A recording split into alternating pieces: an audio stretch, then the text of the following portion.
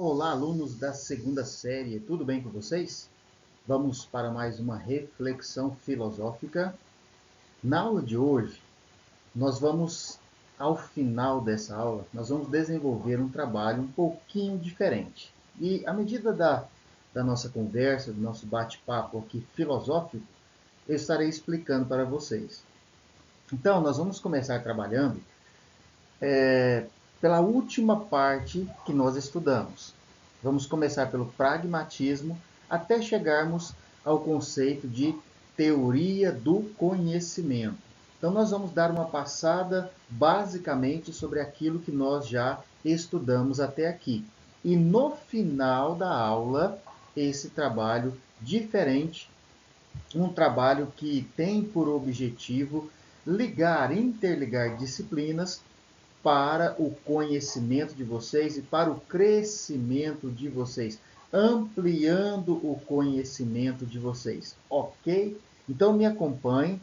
Como sempre, nós começamos pelo nosso objetivo, depois a avaliação e aí sim nós vamos entrar nos assuntos propostos. Beleza? Então me acompanhe. Vamos lá. O nosso objetivo: discutir, analisar e sistematizar acerca das questões relacionadas à teoria do conhecimento. Lembrando, quando nós tratamos, quando nós nos encontramos com essa expressão teoria do conhecimento, temos que lembrar: teoria do conhecimento é uma área ou um ramo da filosofia que busca conhecer como se dá o conhecimento puro e simplesmente? Não. Mas o processo do conhecimento. Essa é a investigação principal quando se trata da teoria do conhecimento. Buscar, entender, compreender e até mesmo analisar como se dá o conhecimento, ou seja, o processo desse conhecimento. E dentre várias teorias, nós estamos selecionando algumas para a nossa análise, a nossa reflexão, como, por exemplo, o ceticismo, o dogmatismo, o relativismo e o pragmatismo. Essas nós vamos dar, então, uma passada sobre elas, uma revisada sobre aquilo que nós já tratamos, estudamos e, relembrando, posteriormente, nós vamos então trabalhar de uma forma um pouquinho diferente, mas que é bastante interessante e, mais do que isso, é enriquecedora. Então vamos. A nossa avaliação, deixa eu fechar aqui um instante. A avaliação da aula. Lembrando sempre, avaliação da aula. Cada aula tem o seu objetivo e a sua avaliação. Por isso é importante a participação do aluno, porque o aluno ele é observado enquanto a aula está acontecendo. E se observa o quê? Comentários e questionamentos. Não só partindo do professor, mas uma discussão entre os próprios alunos, envolvendo o tema proposto, envolvendo a ideia da aula. Tudo isso com qual objetivo? Justamente percebermos e entendermos se ao final dessa aula conseguimos alcançar o objetivo proposto. Então, o objetivo da avaliação é perceber se o nosso objetivo para essa aula foi alcançado.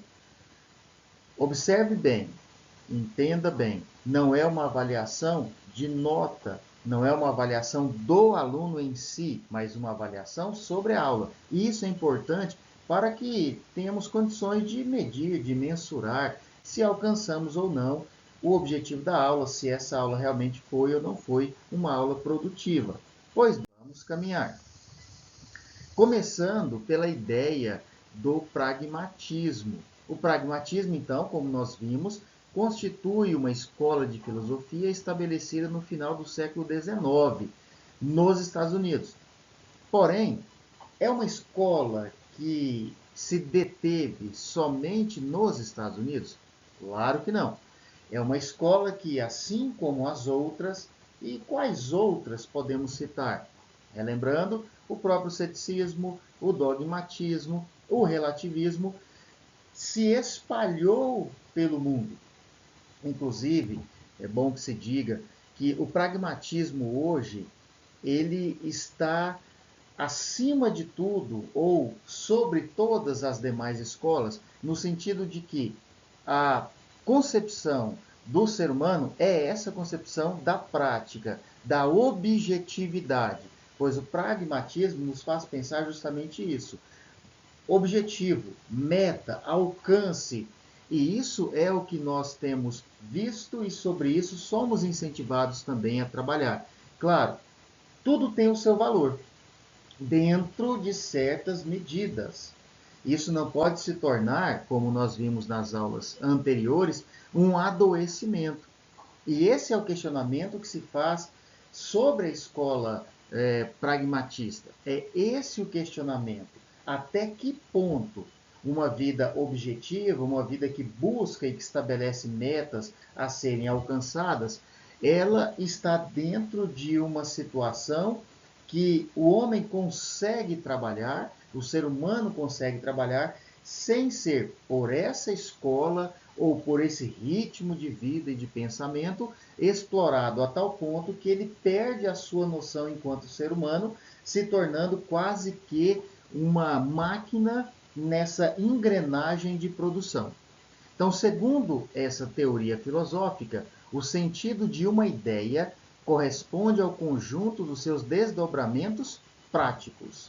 Em outras palavras, pragmatismo só tem sentido se a ideia se desdobrar em práticas. Então vamos só buscar aqui um pequeno parâmetro com a filosofia clássica, pensando em Sócrates, em Platão. Platão estabelecendo uma ideia de mundos, mundo sensível e mundo inteligível, onde ele elege o mundo inteligível como aquele mundo superior, aquele mundo ideal, o mundo das ideias. O pragmatismo já vai pensar justamente o contrário. Se essa ideia não se transforma em algo prático, o conhecimento está, de certa forma, prejudicado. Ou seja, estamos tratando da teoria do conhecimento. Então, como o conhecimento se dá? Para o pragmático, objetivando metas, objetivo a ser alcançado, traçado, trabalhado e alcançado. E à medida que isso acontece, ou seja, que se desdobra em prática, a ideia ela ganha então essa correspondência de valores ou um conjunto que se desdobra em prática e aí sim possibilitando a chegada do conhecimento. Do contrário, mundo da ideia, como pensou Platão, vai ficar como que um avião de uma asa só. Como é que um avião de uma asa só voa? Impossível. Da mesma forma, campo das ideias sem a prática não há sentido. O sinônimo mais próximo de pragmatismo, comentei bem rapidozinho anteriormente, é essa objetividade. Só que essa objetividade, e aí é que está o ponto, se essa objetividade se transforma em algo doentio, acaba que o pragmatismo vai recebendo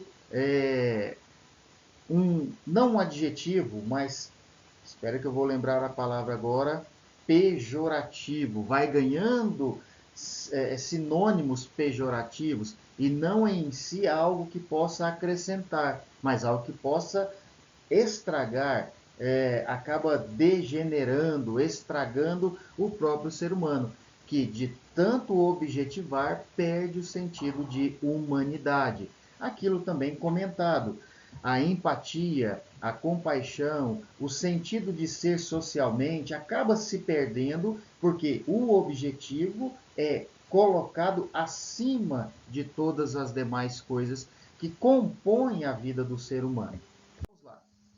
O pragmatismo, então, é uma atitude de orientação, de olhar para as primeiras coisas, princípios, categorias, mas também olhar influente para as últimas coisas, seus frutos e suas consequências. Novamente, a ideia e o desdobrar dessa mesma ideia, ou dessas mesmas ideias.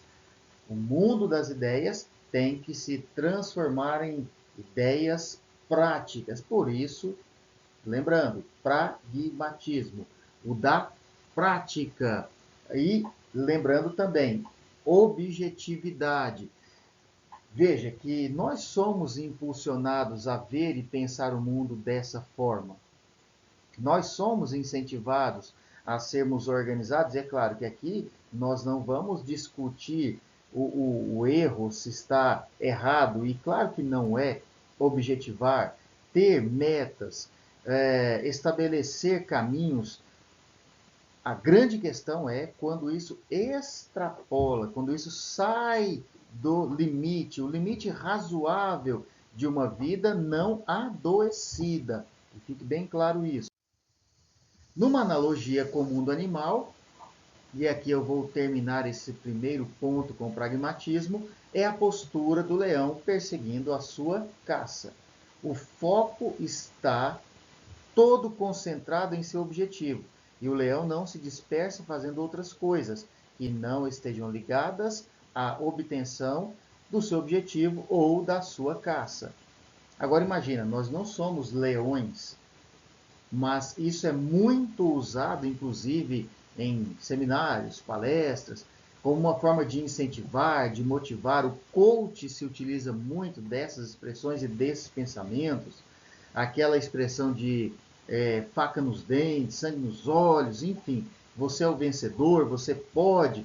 E esse sim representa, ou esses ou essas expressões acabam representando o perigo de uma vida totalmente voltada à objetividade e ao pragmatismo, ok?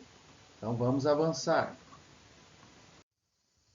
Vamos lá. Pensando uma outra escola filosófica, quando nós utilizamos a expressão escola filosófica, estamos nos referindo aos pensamentos, às teorias filosóficas, no nosso caso especificamente, dentro da teoria do conhecimento. Então nós temos o relativismo. Veja que eu estou começando e comecei de trás para frente. O relativismo é uma corrente de pensamento que questiona verdades ou as verdades universais do homem, tornando o conhecimento subjetivo. E por que isso? Porque o próprio ser humano é um ser subjetivo.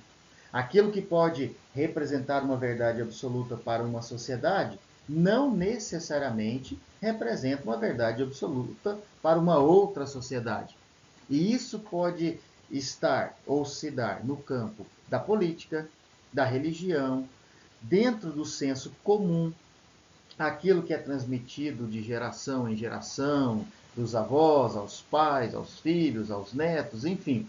Então, o relativismo é essa corrente de pensamento que questiona as verdades universais, pensando o ser humano em sua subjetividade, em uma sociedade que é subjetiva, por mais que tenhamos pensamentos bem em comum, porém somos seres subjetivos. Lembrando, aquilo que representa uma verdade em uma área ou uma sociedade, ou para uma pessoa, ou para um indivíduo, não necessariamente representa uma verdade para o outro indivíduo ou para outra sociedade.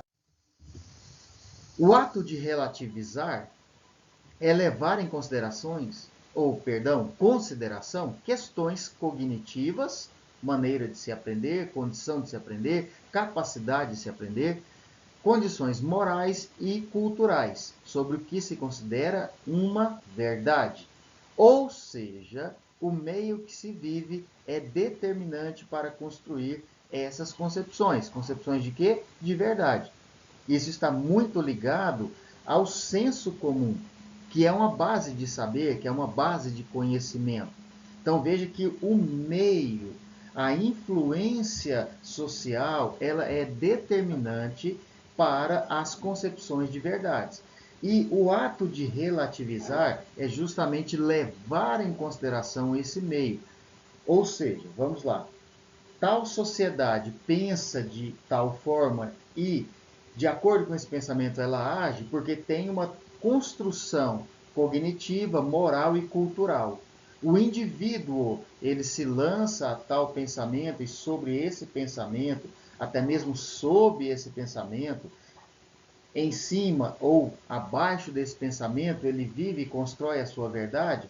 Por quê? Porque ele está envolvido com questões morais, culturais, de aprendizado, ele recebeu daquela forma, influenciado pelo meio onde ele vive. A relativização é a desconstrução das verdades pré-determinadas, buscando o ponto de vista do outro. Ou seja, quando se abre ao pensamento relativo, se abre a dar a oportunidade ao outro de se posicionar de acordo com a sua perspectiva. Aquele que relativiza suas opiniões é aquele que acredita que existam outros tipos de verdade, de perspectivas para as mesmas coisas, e que não há necessariamente um certo ou um errado. Pois bem, o primeiro passo na aplicação do relativismo é o não julgar. E esse é um ponto interessante, e uma paradinha aqui para um breve comentário. Quando nós tratamos, por exemplo, em sociologia, das questões de racismo, de discriminação, de preconceito, olha só o relativismo aplicado ao pensamento da sociologia no que diz respeito a essa temática que nós estamos estudando. Como isso é importante? Está diretamente ligado a uma questão de tolerância. Vamos pensar antes, vamos analisar antes, vamos dar a chance para o outro, para a perspectiva do outro. Ou seja, o primeiro passo para o relativismo, para a ação relativa, é o não julgar. O estranhamento de uma ou outra verdade ou comportamento ajuda na desconstrução do paradigma, daquilo que já foi estabelecido, pré-estabelecido. E é importante para repensar os fatores que influenciaram naquela construção, como, por exemplo, voltando ao pensamento anterior, o racismo estrutural. O racismo no Brasil é algo quase que nato, é da natureza do brasileiro e tal, não, mas isso teve um ponto, isso teve um nascimento. Então nós podemos levar a esse não julgar ou abrir o espaço para estranhar aquilo que é colocado e posto como verdade, vai nos levar a perceber que não deve ser naturalizado e não é natural, que não passa, em se tratando do racismo estrutural, de uma construção e que deve ser, então, desconstruída. Imagine pensar o racismo como uma verdade absoluta, sem nenhuma estranheza, o que para, infelizmente, muitos é uma verdade e que não há nada de estranho nisso. Então, quando entra o olhar relativo, primeiro, não julgando, mas analisando, nós vamos chegar a uma estranheza, e essa estranheza, esse olhar vai ser mudado.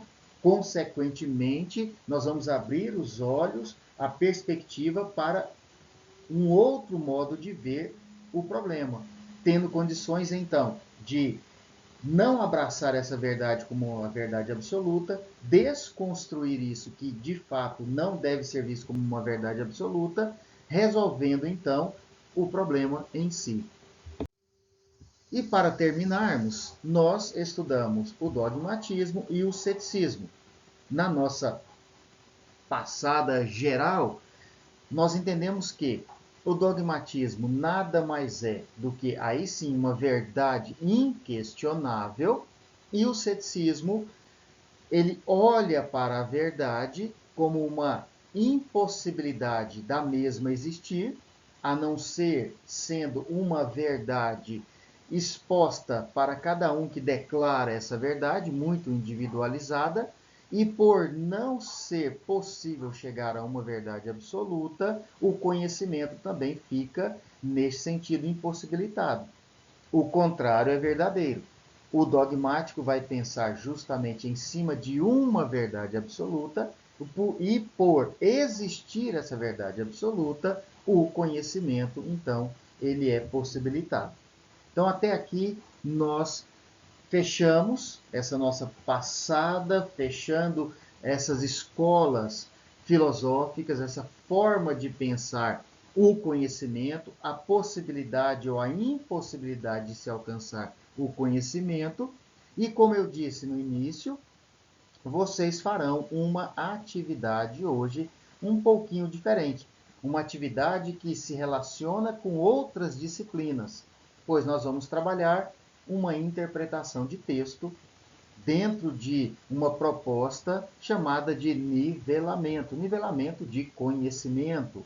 Interessante, porque a interpretação de texto, ela não deve ser pensada para uma produção de texto somente, para uma resolução de atividades de língua portuguesa, mas a interpretação de texto ela está presente em nossa vida desde o momento em que saímos de casa e nos deparamos, por exemplo, com uma placa de trânsito.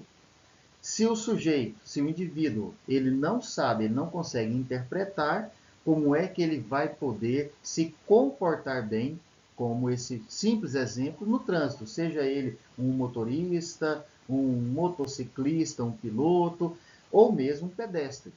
Então, a interpretação de texto está presente em nossas vidas, no nosso cotidiano.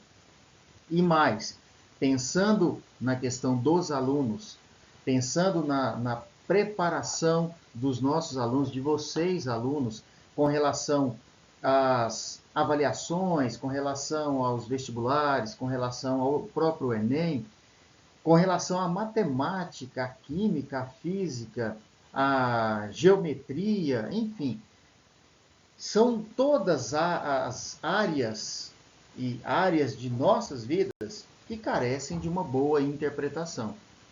E a não solução de questões e resolução de exercícios passa muitas vezes por uma má interpretação. Então vamos lá, vou explicar para vocês rapidozinho e assim vamos terminar o nosso vídeo.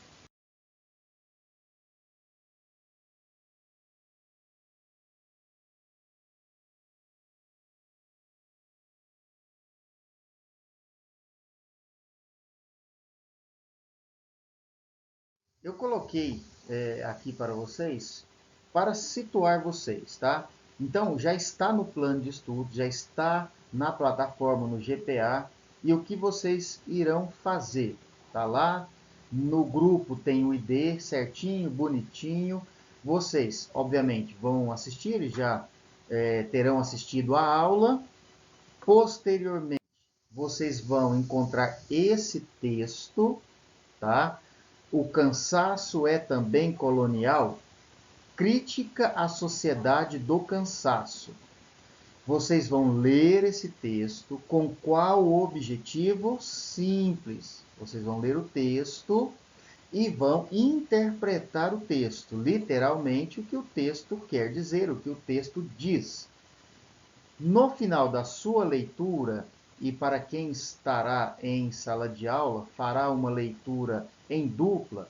No final dessa leitura, vocês vão escrever um pequeno texto explicando, comentando, relatando o que você entendeu do texto. E eu repito, esse é um texto muito interessante, inclusive Byung-Chul Han, ele tem 3 livros onde ele trabalha o comportamento da sociedade moderna.